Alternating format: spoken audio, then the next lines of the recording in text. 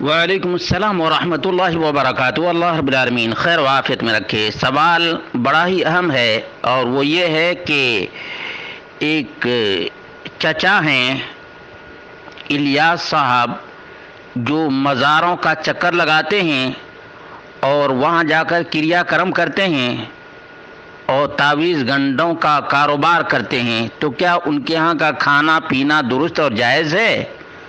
اس کا جواب یہ ہے کہ یہ شرکیات پر مبنی کمائی ہے اور شرکیات کی کمائی حرام ہے۔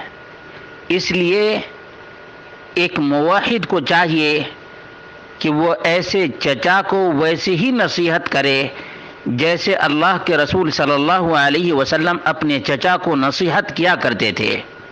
اپنے چچا کو نصیحت کیا کرتے تھے، توحید کی دعوت دیا کرتے تھے، تو اپنے چچا کو توحید کی دعوت دیں، حلال کمائی کی دعوت دیں اور حرام کمائی سے روکنے کی کوشش کریں۔ اس کے باوجود اگر وہ نہیں رکتے ہیں تو آپ نے اپنی ذمہ داری ادا کر دی ہے، اور جب اپنی ذمہ داری ادا کر لے گئے تو ایسے کا بائیکاٹ کرنا نہایت ہی ضروری ہے، تاکہ ایک عبرت کا سامان ہو۔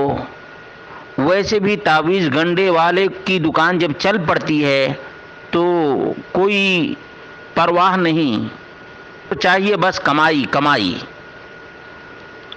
اور میں نے خود دیکھا ہے کہ ایسے لوگ محلے والوں سے کٹ کر ہی رہتے ہیں۔ دیگر لوگ جو تعویذ اور گنڈے کے عادی ہوتے ہیں اور مزارات کے رسیا ہوتے ہیں، وہی لوگ ان کے پاس آتے رہتے ہیں۔ اس لیے ایسے شرکیہ کمائی میں شریک نہ ہوں، نہ ان کا کھانا پینا کھائیں، بلکہ ان کو نصیحت کریں، اور جتنے بھی ملنے والے ہیں ان کو بھی نصیحت کریں کہ اللہ رب العالمین پہ توکل کرو، اور اگر کہے کہ یہ قرآنی تعویذ دیتے ہیں تو یہ کہہ دیں قرآن لٹکانے کے لیے نہیں آیا، قرآن پڑھنے کے لیے آیا ہے۔ اور پھر سمجھانے کی کوشش کریں کہ شہد کو بھی اللہ رب العالمین نے شفا قرار دیا ہے، تو کیا کوئی شہد کو اپنے گردن میں لٹکا لے یا باہوں پہ لٹکا لے تو کیا اس کو شفا ملے گی؟ نہیں ملے گی۔ تو اس طرح سے سمجھانے کی کوشش کریں۔ توفیق تو اللہ رب العالمین ہی دینے والا ہے کہ اپنی آنکھوں سے جس کی قبر کو دیکھتے ہیں، اسی کی پوجا کرتے ہیں، اسی کی دعائی دیتے ہیں، اسی کو وسیلہ بناتے ہیں۔ مجھے آج تک یہ بات سمجھ میں نہیں آئی کہ جب ٹوٹی ہوئی سیڑھی چھت پر جانے کے لیے وسیلہ نہیں، جب پنچر گاڑی ادھر سے ادھر جانے کے لیے وسیلہ نہیں، جب بند گھڑی ٹائم بتانے کا وسیلہ نہیں، اور جب ریٹائرڈ آفیسر وسیلہ نہیں، تو پھر یہ مردے بابے کیسے وسیلہ بن سکتے ہیں؟ اگر عقل و خرد ہو تو فوراً ہی اس شرکیہ وسیلہ کو لوگ ترک کر دیں، لیکن عقل و خرد معوف ہیں، بالکل ہی تالا لگ چکا ہے۔ ختم اللہ علی قلوبہم وعلی سمعہم وعلی ابصارہم والی بات ہے۔